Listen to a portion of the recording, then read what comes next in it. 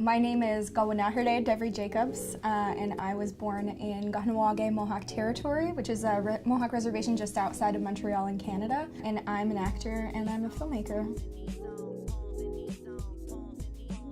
So tell us about American Gods. How did you get involved? Hi.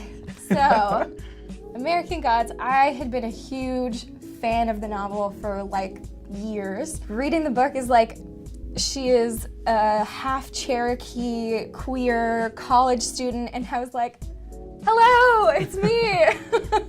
And I hounded my agent for that. And they actually shot that in Toronto. The first season, I was like scouring through each breakdown. I was like, okay, is Sam Blackcrow here? But come the second season, my agent sent me an email like all in caps saying like, the time has finally come. And so I had auditioned and I was cast as Sam Blackcrow and I was their first choice, but I was working on another production and it conflicted and it came down to one day. And they couldn't make it work and they were like, we're sorry, we have to move on to our second choice. And I was gutted. Yeah. There's so rarely Indigenous, especially female queer Indigenous characters represented ever, and it was mine, and just like that it wasn't anymore. And I was actually encouraged by my partner. She's like, okay, you can't just roll over, like you have to do something. And I wrote a letter to American Gods, and it was kind of like my swan song since there was nothing left we could do. But I had explained to them like how much I identified with Sam, how thankful I was for being cast in the project, and that like I don't take this character lightly. I was heartbroken that I wouldn't be able to play her, but I'll still be a fan of the show and of Neil Gaiman and of Sam Blackcrow. And they sent that across the entire production office, and even Neil Gaiman read it himself, and like they all said like, you are our Sam Blackcrow. Neil Gaiman tweeted about it and everything. I geeked out. Yeah. It was wild. She is bisexual, I believe, or at least she's queer. Yeah, so in the book, Sam was described to be bisexual, and then in the adaptation of it, I was fortunate enough to be able to have a hand in the creation of Sam on screen.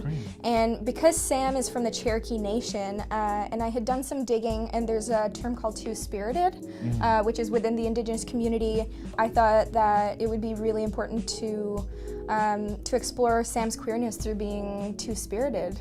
And that's something that we touch on in the show, and I'm really excited and honored to be able to represent that. Yeah. You told Regard magazine, I also love that our country's first people are being represented in a show that is ultimately about immigrants who have come to America. Can you expand on that? Why was that important to you to point out? I mean, America is hugely like a mosaic of immigrants. And for anybody to say, like, firstly, no one is illegal on stolen land.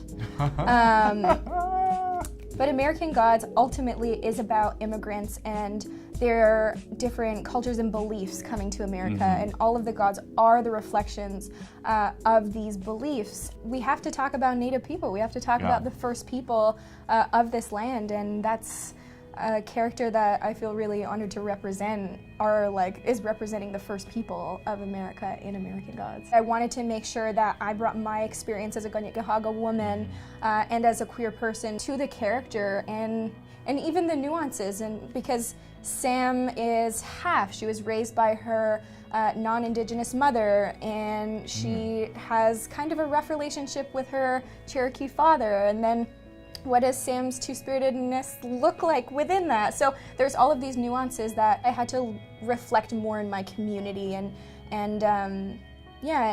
like my upbringing and my experience as a Kawennáhere. Yeah. Miseducation of Cameron Post last year. Forrest, good luck. Yeah, I talked to him about his two-spirit character, and that was the first time I had seen any two-spirit character in a movie, honestly, or even Indigenous queer person. Can you talk about like representation in that way? It feels like there's a huge movement and we're like, okay, we're ready to like bring our voices to the screen. Like we're really hoping to follow, I can't speak on behalf of everybody, but like it's my hope for the future that we follow in the footsteps of the Black community in terms of film and storytelling.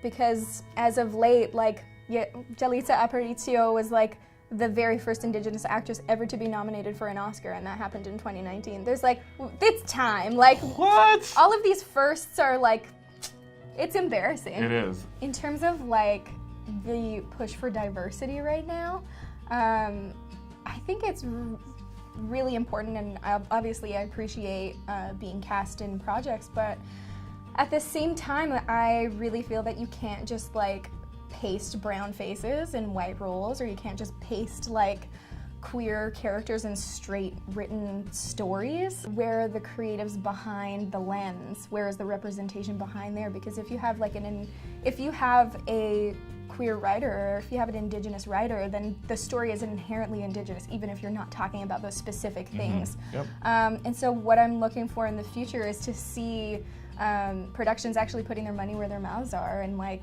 in hiring key creatives who are representing the LGBTQ community and also like people of color. It's the idea of a specific community as opposed to actually coming from that community. Yeah. And so like that's something that I really want to see moving forward. Yeah. So going back a little bit to American Gods, can you tell us about Sam? Is she gonna have like any romances or any kind of? I hope so. I can't expose too much. Yeah. I can't say too much about this season. You guys are just gonna have to tune in and hope for 3 also. Yeah. Yeah.